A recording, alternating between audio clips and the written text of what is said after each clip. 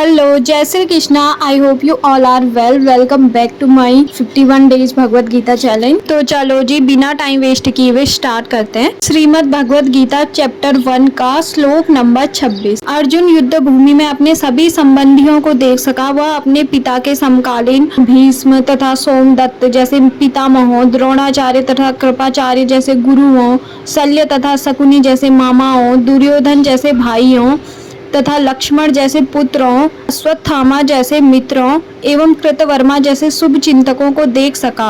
वह उन सेनाओं को भी देख सका जिनमें उसके अनेक मित्र थे। तो नेक्स्ट है श्लोक नंबर 27। जब कुंती पुत्र अर्जुन ने मित्रों तथा संबंधियों की इन विभिन्न श्रेणियों को देखा तो वह करुणा से अभिभूत हो गया और इस प्रकार बोला। किस प्रकार बोला ये हमें मिलेगा नेक्स्ट श्लोक यानी कि 28वें श्लोक में। अर्जुन ने कहा, हे कृष्ण, इस प्रकार युद्ध की इच्छा रखने वाले अपने मित्रों तथा संबंधियों को अपने समक्ष उपस्थित देखकर मेरे शरीर के अंग कांप रहे हैं और मेरा मुंह सूखा जा रहा है। भक्ति से युक्त मनुष्य में वे सारे सद्गुण रहते हैं जो सत्पुरुषों या देवताओं में पाए जाते हैं, जबकि अभक्त अपनी शिक्षा तथा संस्कृति के द्वारा भौतिक योग्यताओं में चाहे कितना भी उन्नत क्यों न हो, इन ईश्वरीय गुणों से विहीन होता है। अतः स्वजनों, मित्रों तथा संबंधियों को युद्ध भूमि में देखते ही अर्जुन उन सबों के लिए करुणा से अभिभूत हो गया। अर्जुन में ऐसे लक्षण किसी दुर्बलता के कारण नहीं अपितु हृदय की कोमलता के कारण थे, जो भगवान के शुद्ध भक्त का लक्षण है। अब स्टार्ट करते हैं श्लोक नंबर 29। हमारे शरीर में दो प्रकार का कंपन होता है और रोंगटे भी दो प्रकार के खड़े होते हैं। ऐसा या तो आध्यात्मिक परमानंद के समय या भौतिक परिस्थितियों में अत्यधिक भय उत्पन्न होने पर होता है। इस अवस्था में अर्जुन के जो लक्षण हैं वे भौतिक भय अर्थात जीवन की हानि के कारण हैं।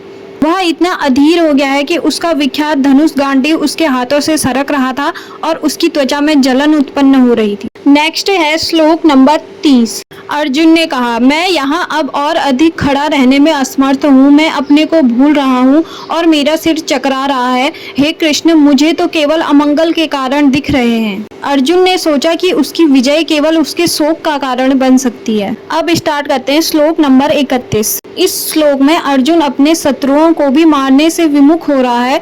अपने संबंधियों की बात तो छोड़ दें, वह सोचता है कि स्वजनों को मारने से उसे जीवन में सुख नहीं मिल सकेगा, अतः वह लड़ने के लिए इच्छुक नहीं है। उसने तो वन में जाने का निश्चय कर लिया है, जहां वह एकांत से निराशापूर्ण जीवन काट सके। किंतु क्षत्रिय होने के नाते उसे अपने जीवन निर्वाहन के लिए राज्य चाहिए, क्योंकि क्षत्रिय कोई अन्य कार्य नहीं कर सकता। किंतु अर्जुन के पास राज्य है कहाँ? उसके लिए तो राज्य प्राप्त करने का एकमात्र अवसर है कि अपने बांधु बांधवों से लड़कर अपने पिता के राज्य का उत्तराधिकारी प्राप्त करे, जिसे वह करना नहीं चाह रहा है। इसलिए वह अपने को जंगल में एकांतवास करके निराशा का एकांत जीवन बिताने के योग्य समझता है।